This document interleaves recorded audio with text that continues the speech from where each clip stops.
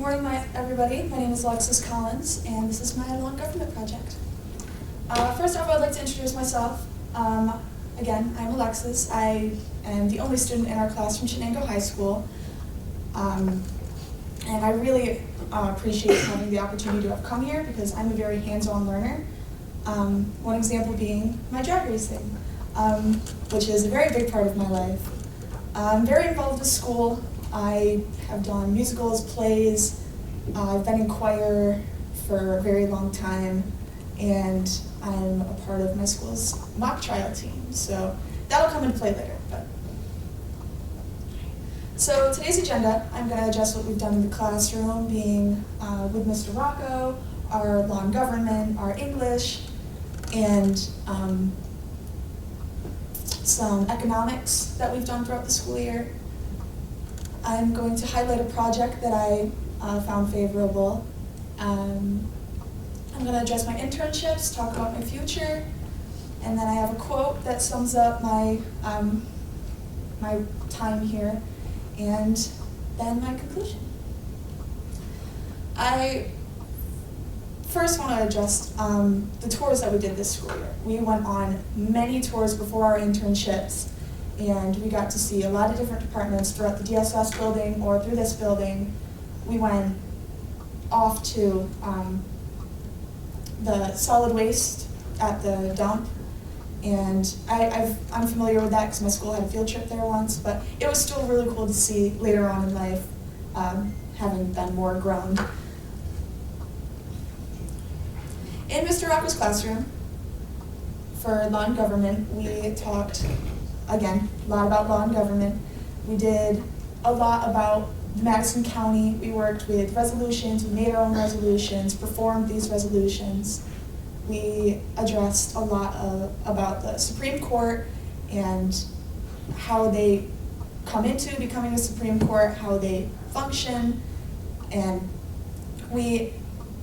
each person in our class also had the ability to pick a Supreme Court justice and study them and then report back to the class what we learned about them. So that was a fun little activity we did about the Supreme Court. I found that very fun. And we actually have one of our classmates who wants to be a Supreme Court justice member, so I'm really excited for her. In English, we did our position paper, which is a 10 to 12 page essay about a controversial topic, and we've been working on that for quite a while. We had a ton of mile markers that we had to hit, rough draft of paragraph 1 and 2 and 3 and 4, etc. And it's very fun. It was a very fun project to have written, and I'll address that later. But also in English class, we were able to, because of Mrs. Pittman, thankfully, write about 2 different colleges that we wanted to compare and choose between the both of them. And it just helped weigh some pros and cons, helped me choose my college. And within that, we wrote resumes for those colleges, and it was real life stuff, and I was very thankful for that because it helped a lot. In our economics class, we did an online banking simulation, I guess, through AmeriQ, or Bank of America, sorry.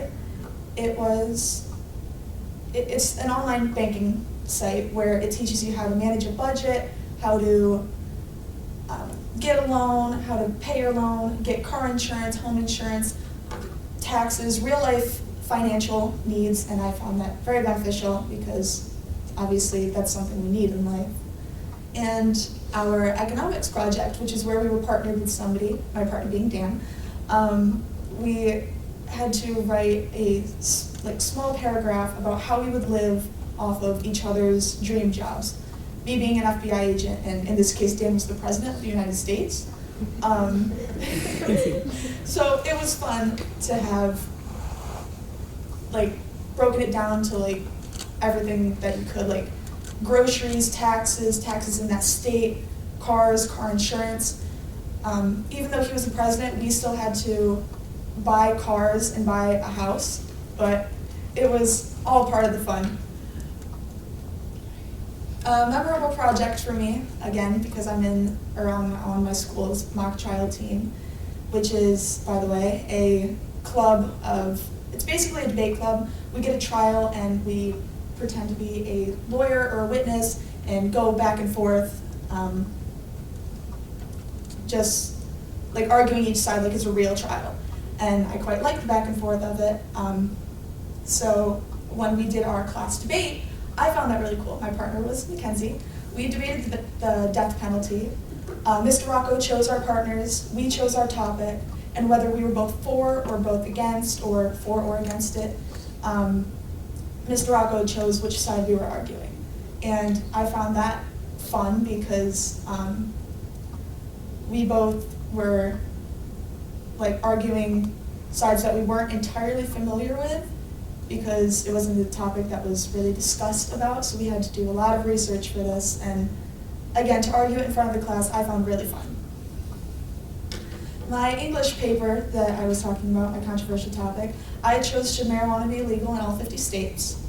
I found this like very important now as marijuana was legalized semi-recently. And I firsthand have seen benefits of it physically, of it helping people mentally, and I find that it's earth-grown, so I find that this should be legalized as it helps people with their health. And it's just very beneficial, and I've seen a lot of family members have to use this. So. My internships, my first internship, was with Mr. O'Mell, the county attorney. I was fortunate enough to have later on gone to the 911 center, and after those 2 internships, I was able to go to the Madison, Oneida probation office. Madison County, sorry. My responsibilities at these internships, first with Mr. O'Mell, reading a lot of cases with him. He was mainly focused on juveniles, read a lot of juvenile cases. And I've gone to court with him and seen, I've seen his juveniles like in court a few times, and it was real and it was cool to see. Later on, Mr. O'Mell did have a surgery. He is fine and he's doing really well because of it. I was able to go to the 911 center along with that. That was, I was really fortunate to have done that because I got 3 internships, unlike the 2 most of my peers had. With the 911 center, I worked with Mr. Frank McFall, and in that internship, I got to see a lot of communication skills. I got to see how they handled emergencies or just communication calls. I was mainly just there to be quiet and just listen. And when we first toured that department, I found it fascinating. So I was so happy that I could also go here. And later on, I went to my probation office internship, where I was sat with majority of the probation officers. I actually sat with Mrs. Danielle Conover, which is the juvenile probation officer. So when I sat in with her, I was like, "You're my favorite author. I've seen like so much of your work," and it was fun to sit with her and discuss some of the cases that I've already read, because dare I say, some of them are funny. I was able to sit with a lot of drug court, DUI, domestic assault, sexual assault, probationers. A lot of the probationers were drug related. I was able to go to Oneida City Court with 2 of the drug probationers, Aaron and Rachel. I got to see prisoners and people suffering with drugs in that court. And at one point, I wasn't even sat with Aaron one day, but she invited me into her office to see one of her clients, and this client was told that she had to suffer the consequences of her actions, and she had a breakdown, and though it was sad to see, it is real, and I needed that for my future. And seeing how she handled that and like made her calm down, it was an experience, and I'm very fortunate to have seen that. But going back to the 911 center, I was, again, sat silent and just to watch with it. But in the 911 center, they have like a small little building, 4 desks facing each other. In the top left of the screen, you can see a clock. There's 2 clocks, one on each side of the wall, because after they get off the radio, they always need to say like what time it is, and for the sake of records and such. To the top right of the screen, there is a monitor which shows where all the police cars are in the county for the sake of their safety.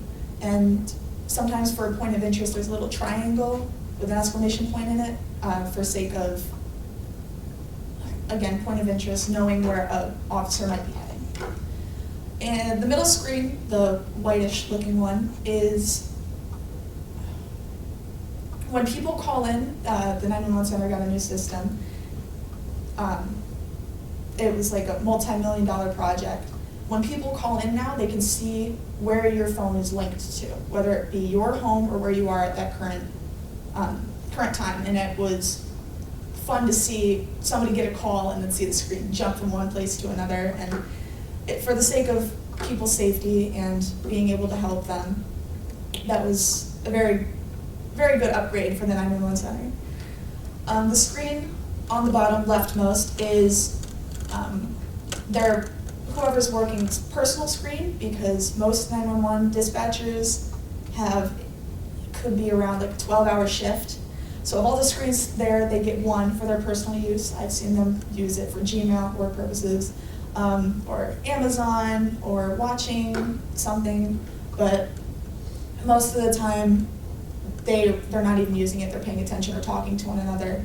Because they work such long shifts and hours, they've called each other family with how much and how well they know each other, which I found very cool, because I don't know if I could be sat with the same people for so long and not get bored of them. But the screen below the location screen is the open 911 calls, I guess. These are the calls that just came in, and by color and by code, it shows what kind of emergency it is, whether it's immediate, 911, like dispatch or officers need to go there, whether it's like somebody's in transport to a hospital, whether it was an assault, whether it was somebody fell down.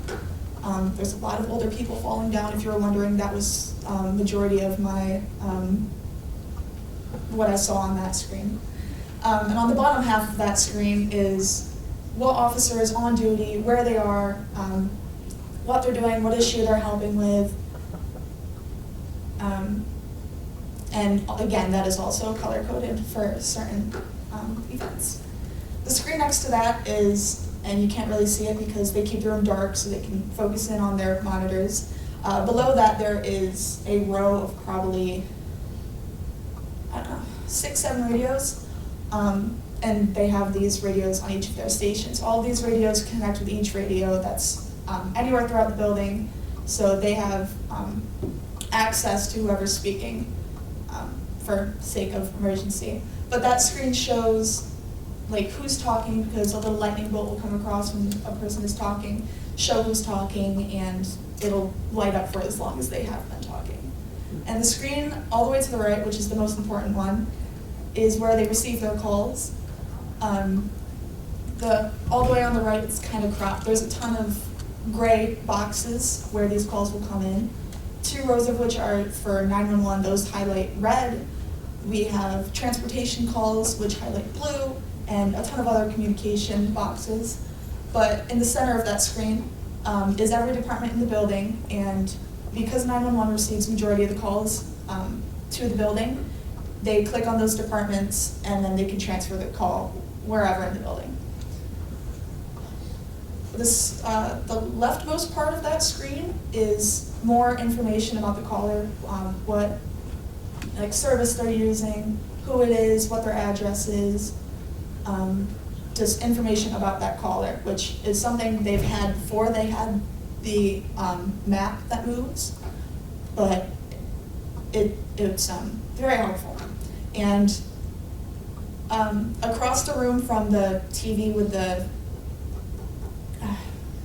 camera that monitors the police cars and where they're at is cameras, or every camera, or a TV that shows every camera throughout the building. It shuffles through for, again, sake of protection for others. And it was cool to have watched all of these screens and see what they do, because I was never taught what each screen does. I had to figure out piece by piece myself.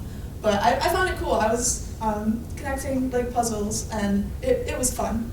And then the little pole with the red, yellow, and green lights below the TV with the police cars is it's a light, and it lights up red when somebody is on a call, a 911 call, green when somebody is speaking, and yellow when they're listening. There's just a ton of different lights and stuff going on and off all the time when they're talking, and it was cool. But later on in this internship, I was actually given a headset, and they told me if you put the headset on and you mute yourself immediately, you can listen in. I listened to, I believe, an FBI agent call and ask for Frank, but he was in a meeting.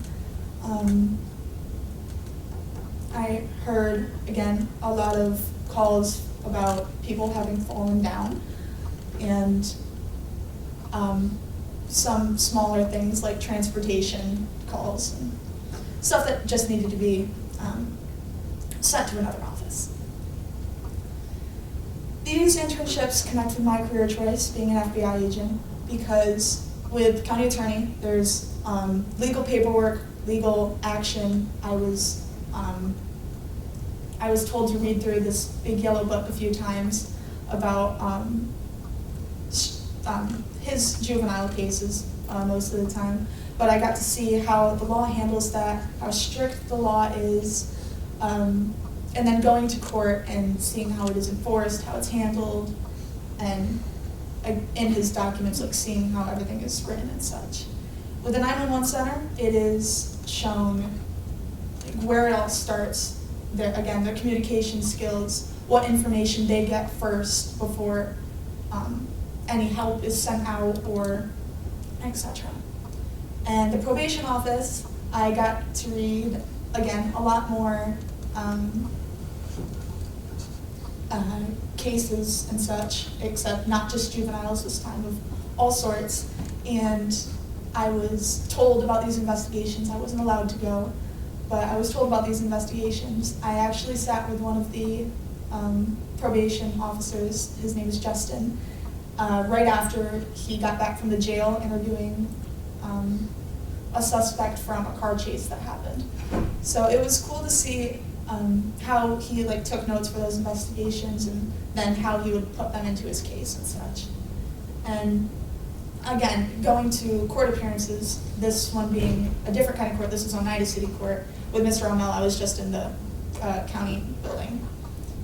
But yeah, Oneida City Court, seeing those people and where they got to, and how the probationers handled it when they were needed to speak. I would like to thank Mr. O'Mell, at the county attorney, for being my first internship ever at a school away from a school, and then being told, can't be in the classroom, you're out here now, and hanging out with Mr. O'Mell, was really cool, really fun, really informative, so I thank you for that. Mr. Frank McFall, who isn't here right now, but it was cool to have met him. My mother actually knows him, so hearing a few funny stories about him too, it was interesting. But I would like to thank him for last minute letting me come in and sit in with his dispatchers and learning all that I did from them. And lastly, Mrs. Joanne Miller, the director of probation, because if she hadn't let me come in and sit with each of her probation officers, I wouldn't have got the experience that I did there too. And probation was a lot of fun to see. People not on this list, Dan, thank you very much for being the supervisor that I sat most with. It was fun. You'll see a picture of what I did to him later. Thank you, Mr. Rocco, for being my teacher in my school away from school, because again, very different environment. I thank you, and this is your first year teaching, and you did amazing. Thank you, Mrs. Lewis, for all that you did. Though you weren't necessarily in our classroom with us, I know you helped a lot behind the scenes, so thank you very much for that. And Mrs. Orr for giving us our internships and helping us organizing that. I know that's a lot of paperwork too. Mentor appreciation. This is Dan's office. Dan made the mistake one time of telling me that he didn't like paper clips when I was sat with him one day. So naturally, I bought a ton of paper clips and put it all over his desk. And I hung some from his door frame, which I needed a chair for that. He was not supposed to come in this day. It was supposed to be a surprise for the day after. So this is the aftermath of him taking it off his chair, off his keyboard and such. But I got permission from Joanne to do this, so. And once I got permission from Joanne to do this, a few of the probation officers that were next to me and heard me ask this were like, yeah, give it back to him, do it. Like, they were so happy that I was like pranking him back because he gives out frowny face stickers. My future plans are to go to Potsdam. I want to major in psychology, minor in criminal justice, and a minor in Arabic. I've heard a lot of different things that recruiters might like in order for somebody to have been an FBI agent, like an ex-lawyer, an ex-veteran, somebody who knows a lot of languages. I currently take French in high school too, so I'm hoping languages help me get there. Psychology, because I obviously want to know more on how the brain works, and I feel I have a lot of empathy, but I have a lot to learn. After college, in order to become an FBI agent, you need to pass some fitness tests, so I need to go to the academy and do my sprint, do my push-ups, curl-ups in a certain amount of time, and after that, hopefully get recruited. My quote for this school year is, again, one that I find very relevant to being here. Being education is what remains after one has forgotten what one has learned in school, by Albert Einstein. Again, being my school away from school, being more hands-on, I will remember majority of what I've learned here compared to sitting at a desk at school, which is just not how I learn all that well. But being here, I learned, I was educated. I saw it firsthand, and I was very thankful for this experience. Any questions?